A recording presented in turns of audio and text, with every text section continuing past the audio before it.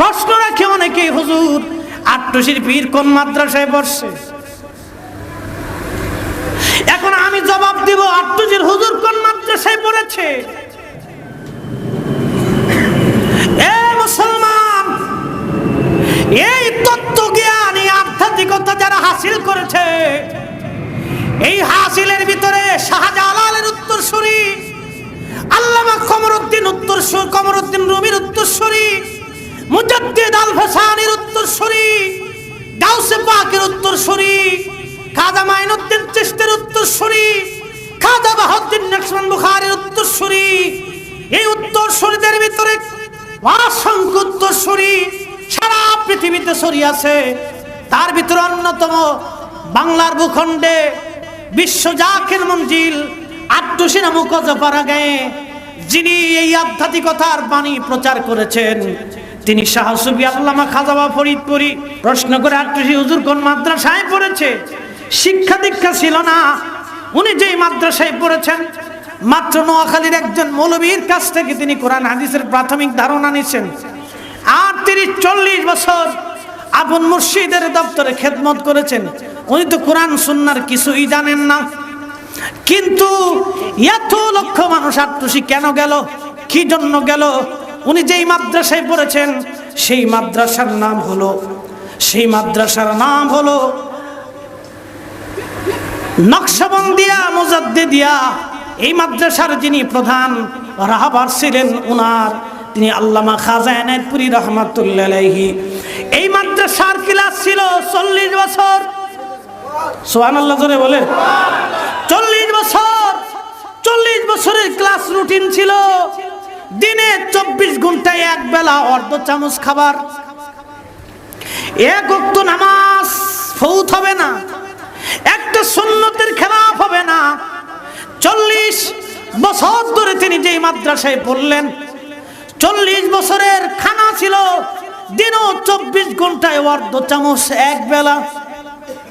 সারা রাত্র ঘুমান নাই, সারা রাত্র ইবাদতে রিয়াজতে সাধনায়, জীবনে এক ওয়াক্ত নামাজ ওনার ফৌত হয় নাই, একটা সুন্নতের খেলাফ কোনোদিন হয় নাই। আপন মুর্শিদের দরবারে 40 বছরের এই সাধনা করতে করতে আল্লামা খাজা এনায়েতপুরী দাদা হুজুর যখন শেষ বেলায় পাশ করার পরে সার্টিফিকেট দিয়ে যখন খেলাফত নামা দিয়ে দাদা হুজুর কেবলা যখন হুজুর কেবলা জানকে বিশ্ব জাকির মঞ্জিলে পাঠান, এই পাঠানোর সময় হুজুর কেবলা জান কাঁদতেছিলেন।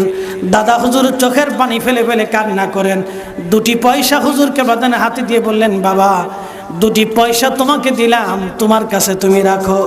হুজুর বললেন, হুজুর জীবনে কোনোদিন পয়সার জন্য পীরের দরবারে যাই নাই। 40টা বছর আপনার কদমের গোলামি করেছি, সাধনা করেছি, দুর্ভিক্ষ আর অভাবে তাড়নায় দিনের পর দিন আপনার দরবারে আমি থেকেছি, পয়সা বিনিময় চাই না। হুজুর কেবলা জানের দয়া থাকলে আমার জন্য যথেষ্ট হবে। আল্লাহর ডেকে বললেন, বাবা পীর তোমাকে দিছে, পীরের জিনিস ফেরত দিতে হয় না, বাবা তুমি গ্রহণ করো। হুজুর বললেন, বাবা আমি 2টি পয়সা নিজের কাছে যত্ন করে রেখে দিলাম। আমার পীর বিদায় লগ্নে চোখের পানি ফেলে ফেলে ডুকরিয়ে ডুকরিয়ে আমার বিদায় লগ্নে কাঁদতেছিলেন। তখন দাদা হুজুর বলেছিলেন, বাবারে দুনিয়ার কোনো মানুষের সিদ্ধান্তে তোমাকে 40 বছর আমি কষ্ট দিই না। 40 বছর তোমাকে না খাওয়াই রাখছি, 40 বছরের দিন রাত্রে অর্ধ চামচ এক বেলা খাওয়াইছি।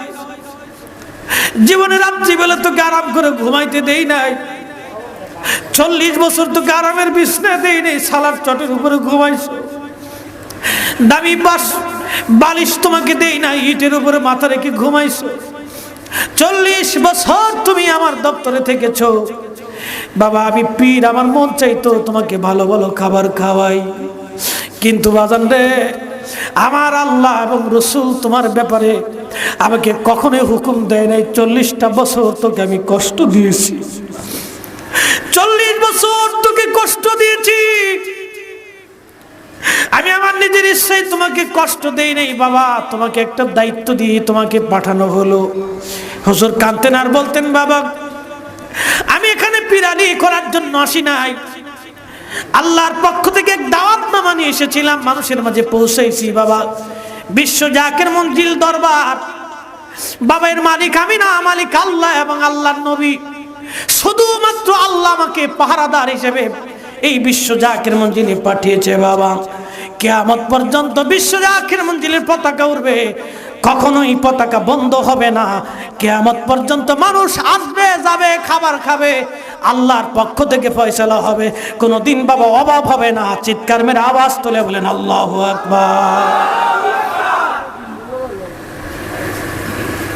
এখন সিদ্ধান্ত আপনার, কোথায় যাবেন?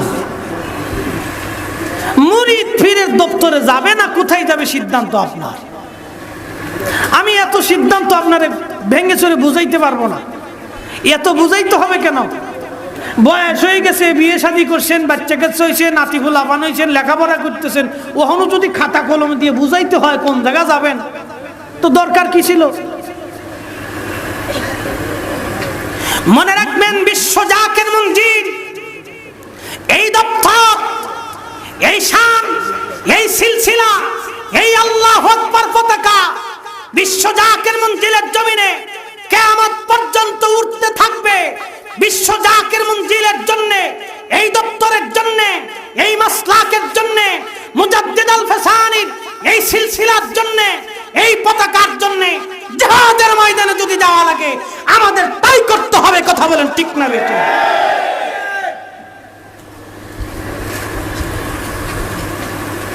আমাদের মাথা আগে, আগে মাথা। মানুষ আমাদেরকে প্রশ্ন করে কি, হে আপনারা কি জিমিয়ে গেছেন? আপনাদের কোনো কর্মকাণ্ড দেখি না, আগে কত বড় মাহফিল হতো। মুসলমান মনে রাখবেন, আমি বিশ্ব জাকির মঞ্জিলে দাঁড়িয়ে বলেছিলাম, নসিহত থাকলে দিন জিন্দা থাকে, নসিহত থাকলে দিন জিন্দা থাকে, নসিহত বন্ধ হয়ে গেলে দিন মুর্দা হয়ে যায়, দিন অসুস্থ হয়ে পড়ে। ঠিক তরিকতের এই প্রথম হুজুর কেবলাদান শুরু করেছিলেন। মাহফিল হলে ঘরে বাইরে এলাকায় মহল্লায় মাঠে ময়দানে মাহফিল থাকলে তরিকতের শান মান প্রচার হতে থাকে। আপনি একা জাহানা করতে পারতেন, আজকেই 33টা 30টা মাইক লাগিয়ে শত শত হাজার মানুষ দাওয়াত করে এনে আমার বক্তব্য শুনিয়ে এই 2 ঘন্টা বক্তব্য যাহা দিব, 10 জন মানুষের কর্ণকুহরেও যদি এই দাওয়াত নামা পৌঁছায় যায়।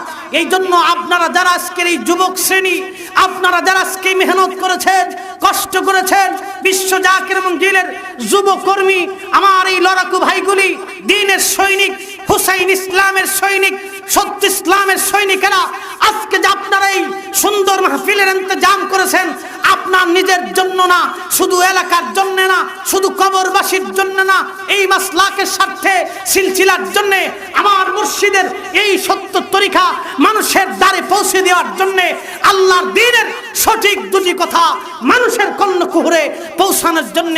এই জন্য আল্লামা ইমাম জালালউদ্দিন সুয়ুতি রাহিমাহুল্লাহি তাআলা আল ওয়াসাইলু ফি শারহে শামাইলের ভিতরে ইবনু হাজার হাইতামি মাক্কি হাফিজুল হাদিস তিনারা নি'মাতুল কুবরা আলাল আলামের ভিতরে লেখেন, যেই বাড়িতে, যেই মহল্লা, যেই এলাকা, যেই মজলিসে নবীজির মিলাদ শরীফের অনুষ্ঠান হয়, আলোচনা হয়, সেই মাহফিলে, সেই এলাকাতে, সেই মহল্লা, সেই বাড়িতে, সেই এলাকা 1 বছর পর্যন্ত, আগামী 1 বছর পর্যন্ত আল্লাহর সাকিনা রহমত অবারিতভাবে নাজিল হতে থাকে, নাজিল হতে থাকে, নাজিল হতে থাকে, কখনোই বন্ধ হয় না। জোরে আওয়াজ তুলে বলা যাবে আল্লাহু আকবার। প্রশ্ন রাখে অনেকে, হুজুর আট্টুসির পীর কোন মাদ্রাসায় পড়ছে? এখন আমি জবাব দিব, আট্টুসির হুজুর কোন মাদ্রাসায় পড়েছে? কোন মাদ্রাসায় নবীর আল্লাহ পড়াইছে? সুবহানাল্লাহ জোরে বলেন।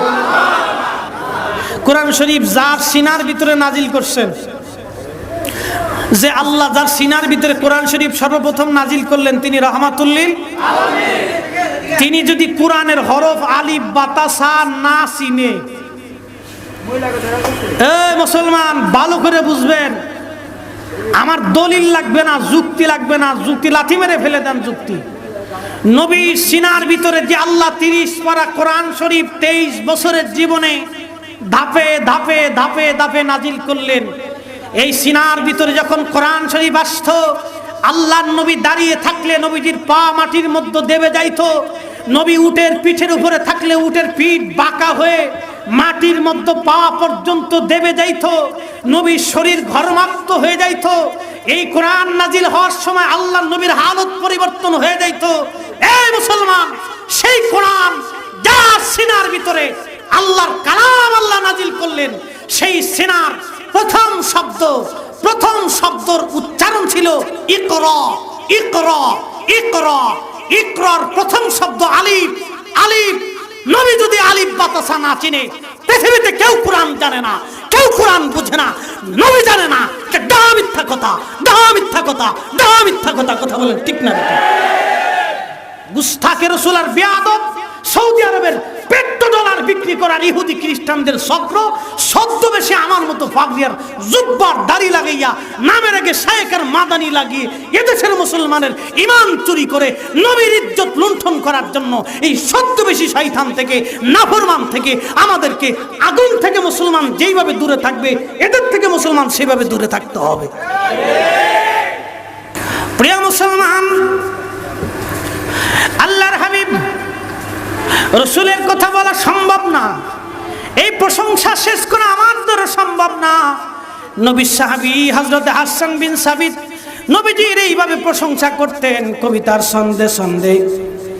ইন্নাকা উলিদতা মুবাররান মিন কুল্লি আইব কাআন্নাকা খুলিকতা কামা তাশা ওয়া দাম্মাল ইলাহু ইসমান নবী বিইসমিহি ইযা قال في الخمس المؤذن شهد وشق له ليدله فذو العرش محمود وهذا محمد صلى الله عليه وسلم। একবার আওয়াজ তুলে বলা যাবে কি মারহাবা?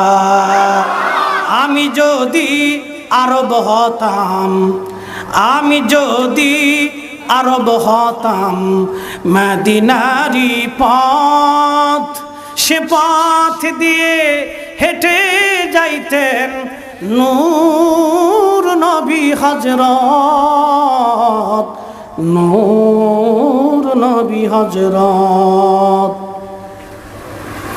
আল্লাহকে যে পাইতে চায়, আল্লাহকে যে পাইতে চায়, হযরতকে ভালোবেসে আরশ কুরসি লৌহ কলম না চাহিতেই পেয়েছে সে। বাংলার কাজী নজরুল বাংলাদেশে বসে বসে কবিতা লিখলেন। পাকিস্তানের লাহোরে আল্লামা ইকবাল জবাবে শিকওয়ার মধ্যে লেখেন মগজ কুরাং রুহে মা জানে দিন হাসতে হবে রাহমাতুল লিল আলামিন। কোরআনের মগজ বলো, ঈমানের রূহ বলো, ধর্মের প্রাণ বলো, সব কিছুর মূল নবীর ভালোবাসা, নবীর ভালোবাসা, রাসূলের প্রেম, নবীর ভালোবাসা সব কিছুর মূল। সুবহানাল্লাহ বলা যাবে? বন্ধুগণ, সেই নবীর দপ্তরের গোলাম হয়ে পৃথিবীর অসংখ্য ওলি আল্লাহ আধ্যাত্মিক কথাগুলি বলে দিয়ে গেছেন।